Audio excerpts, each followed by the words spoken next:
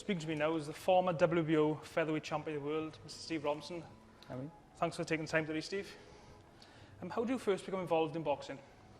Well, when I was young, I was only 9 years old. I was into all kinds of sport, and my older brother, Paul, he's about 5 years older than me, joined the boxing gym, which is just around the corner for me. I was brought up in a place called Ely, and there was a local boxing gym there, and I started when I was 9 years old. I never looked back ever since then. When you were an amateur boxer, what sort of ambition did you have? Did you just enjoy the boxing, or did you one day have a dream of going further? To start with, I enjoyed the boxing. I just done it for the hobby, like, and you know, I was really into any sport. I was quite hyperactive, really, and I was really into all kinds of sports. So I thought I'd just take up boxing. Actually, Pat and Cam, we don't like boxing, and I got into the boxing training, and then I won a few amateur fights. I said, well, I'm really enjoying this, and but I went through a phase when I was about 12 years old. I stopped boxing for about 4 or 5 years. I sort of like lost interest in the boxing. I was mixed with the wrong kids and everything because I was brought up in a rough area, Ely area. And I got back into it then when I was about 19. When you decided to turn professional, why did you turn pro? Did you have an ambition of being a British champion, world champion, or was it just for a financial reason, or was it just the next step after being an amateur? Well, my old trainer always gave me the confidence to say, oh, you know, you've got so much talent, you can go all the way, you can be world champion. And I believed I had a natural talent. I was very naturally fast hands, very physically strong as well, like, and I got into the boxing. I thought myself, you know, I could go in there and, you know, and win a world title one day. I was always a dream, like, and the dream comes true. Earlier in your career, you had a few defeats. You were sort of almost took the role as a journeyman, where you had a lot of close fights that you had to fight in the other person's backyard. Do you ever get disheartened early in your career? Yeah, a bit, yeah, because a lot of my fights I thought I won. A lot of them, as they say, half a point, 1 point, but a lot of fights I thought I won. And I didn't even think of myself as a journeyman, but I know I lost a few early in my career. But I believe that was still a prospect, but obviously my record wasn't great, like. But so I had to, you know, get up the hard way, like. And I didn't really have a top manager behind me, like a Frank Warren kind of person, like. But right, so I had to work. I had to get the hard way, like, you know. So I got, you know, I worked hard, and I just got a break. Famously, you won a world title on only 48 hours' notice.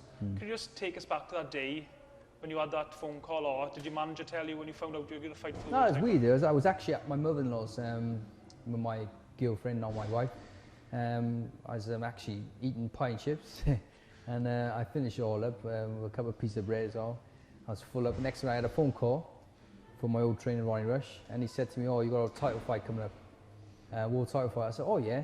He said 2 days time. I said, well, do you think I'm going to be ready? He said, of course you will. You know, you're naturally fit. It's a chance for you. At the end of the day, if you lose against a world champion. But I believe you could beat this guy, John Davison, because I've seen him fight a few times.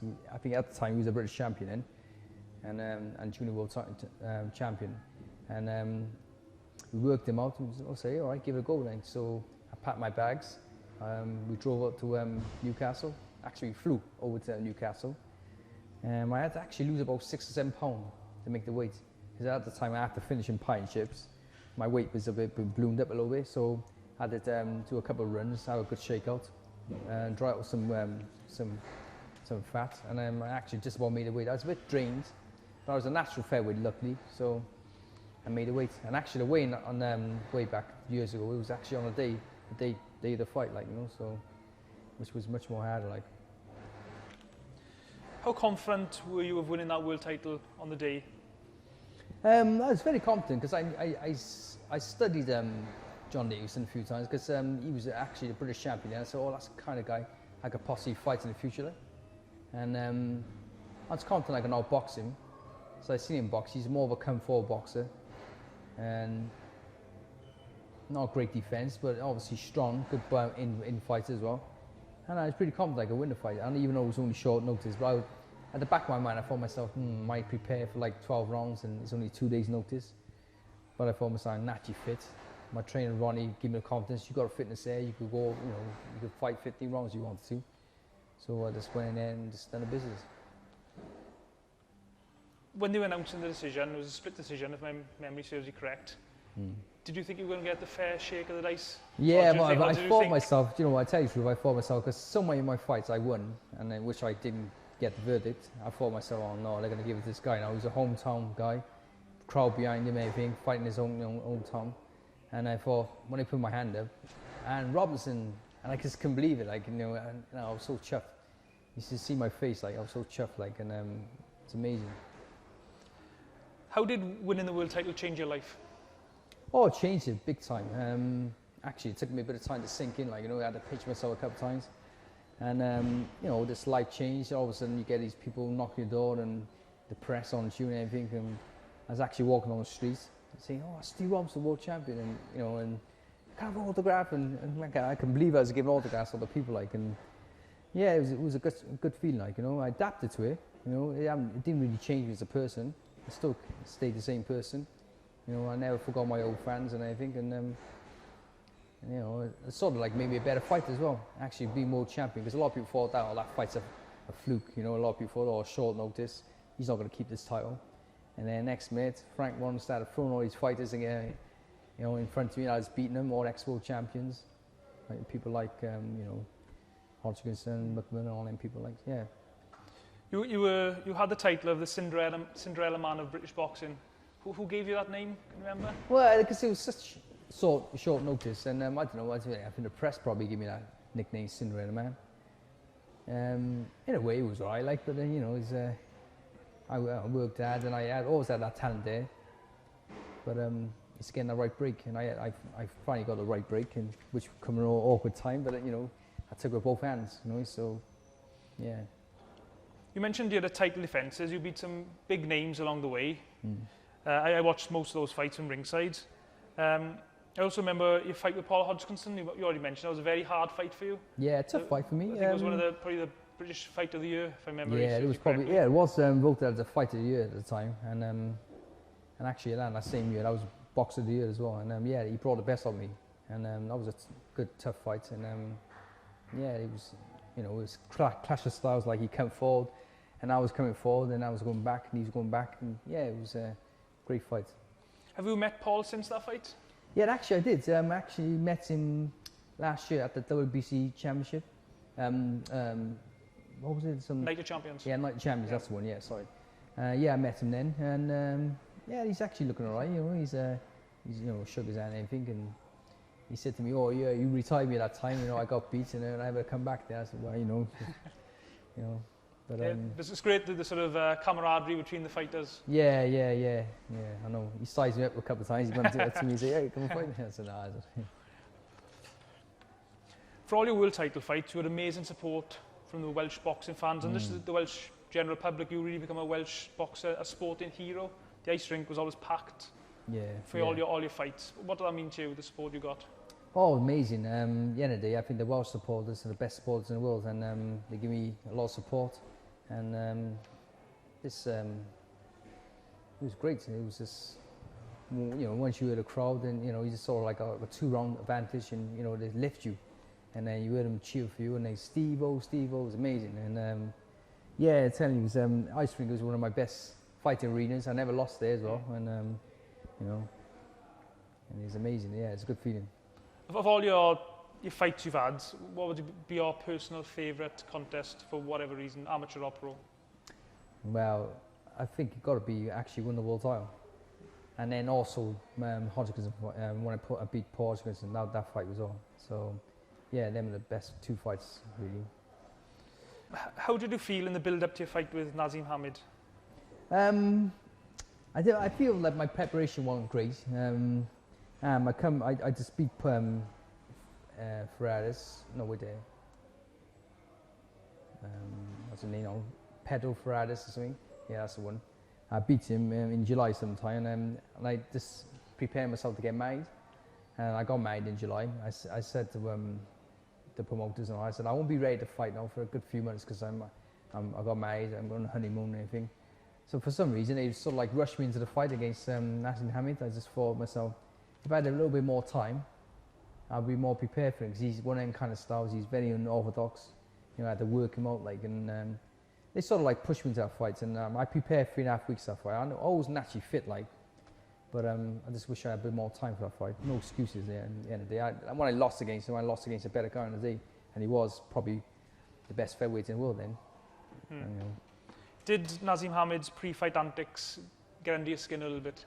Yeah, in a way, because at the time I had a few problems with between promoters, court case and everything, and I didn't say at the time, like, but he was in between contracts and all that. It's a long story, but yeah, you know, I wasn't 100% mentally, but I didn't show it got to me, like, but I was confident I could beat him. I probably underestimated him because I thought myself he's come up a weight. He was fighting at low weights, and I can actually big featherweights, but I underestimated him, and you know. Have you any regrets on that night? If you had the time over again, what would you have done different for your fight with Naseem? Oh, I wouldn't have fought him at that time. I would have said, right, strip me the title, because they said to me, oh, if I don't fight him, they strip me the title. I was such a proud person, and I thought myself, oh, I don't want to be stripped of the title. I want to fight for it. You know, I'll defend it, like, you know, like this guy taking the title away from me. Sometimes I wish I would have pulled out, stripped me the title, and then obviously they got to fight me for the number one. Maybe fight me a few months later then. Yeah, do you feel that, especially as you mentioned, you were the champion, Naseem was moving up in weight, that you were treated unfairly? Yeah, in a way, yeah, because obviously he was a big name in a way, because he was knocking a lot of people out, and you know, he was looking for me for way back, you know, from a good 3-4 fights ago.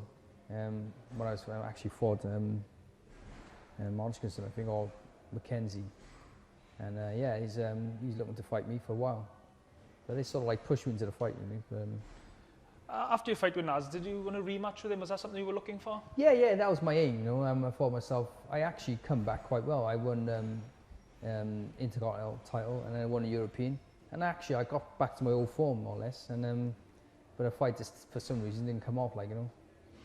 I lost, and then you know, I fell back then. During the fight, well, during the build up to the fight and during the fight, Naseem wasn't very sporty, and he wasn't very respectful to yourself. So with that in mind, have you got any hard feelings towards Naseem Hamed? No, not really, in a way, because he's just built up the fight. You know, he's trying to sell the fight. You know, he's trying to get to me, and he knew that I was a tough fight for him.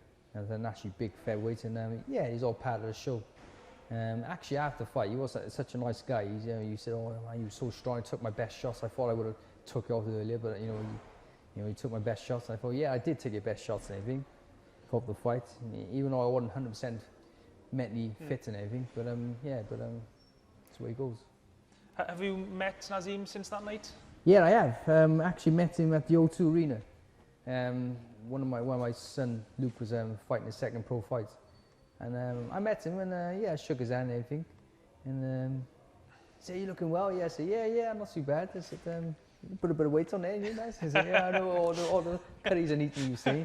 And for some reason, I just wanted to get to me mentally in a way, so I just thought, I lifted up my jumper. I said, "Yeah, look at this." He went, "Boy, man!" I showed him my six pack. I was winding him up. I said, "Man," he said to me, "Oh, you're an athlete." He said, "You're an athlete." I said, "Well, you know, I always trained, and I retired from fighting. I still kept on training. And, you know, I got into the personal training and everything. So, you know, I love to fight him now." Yeah, but you'd probably be a super featherweight, and he'd be a super middleweight. Yeah, probably. I know. Still beat him up though. if you had to guess a weight division for Naseem Hamed now, what would you say it would be? Ooh, I don't know. He's only 5'2", I think. He's probably about 12 stones, or more now. So super middleweight heavyweight. Yeah. Naseem Hamed against Nathan Cleverly. Yeah, that'd be interesting. Yeah, I know. Yeah, for them, yeah. After your fight with Naseem, what was your ambitions? What ambitions were left in boxing?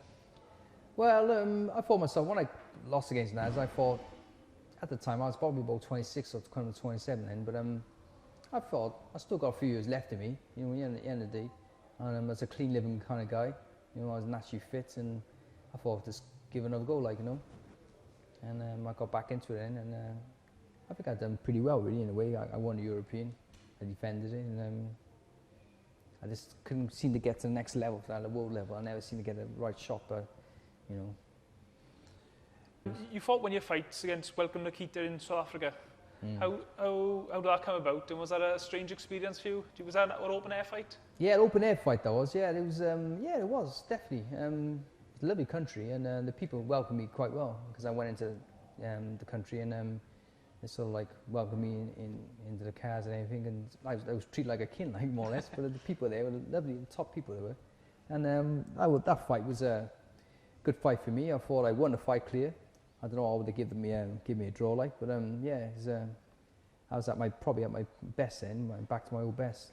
Towards the end of your career, you had 6 losses end. Do you regret carrying on in boxing as long as you did? Well, no, not really, because I thought the last few fights I should have retired. There's probably a couple of fights before my last 2, like, and it's weird how far the time gets to you, and the timing gets a bit off. It's the same top fighters, even Ciaran Leonard went a bit too long. So a lot of fighters tend to go a bit too long, but at least I never got knocked out bad and took a lot of shots in the end of the day. I come out, unscathed, and I'm a personal trainer now. I'm working now, so yeah, I didn't go too far, like. But I got beat by guys, and towards the end of my career, at my peak, I would have they wouldn't have gone near me, like, But I feel I would have, beaten, like. How hard was it for you to retire from boxing? Start with, it was quite hard. Like I said, the last couple of losses of my career, I thought myself, should I retire? And I thought myself, I still want to keep going. Like, you still feel yourself, I still got something there. But did you find yourself watching other boxers and think, I can beat those guys? Yeah. And then going watching back, like that, I said, I always thought myself, I want to make a comeback and win the British title, because that's the only title I never won, like. And I just thought I still had something left, and at the end of the day, that's the way it goes. Your body, training hard for years, your body's going through, wear and tear and everything. It just catch up to you after a while, isn't it?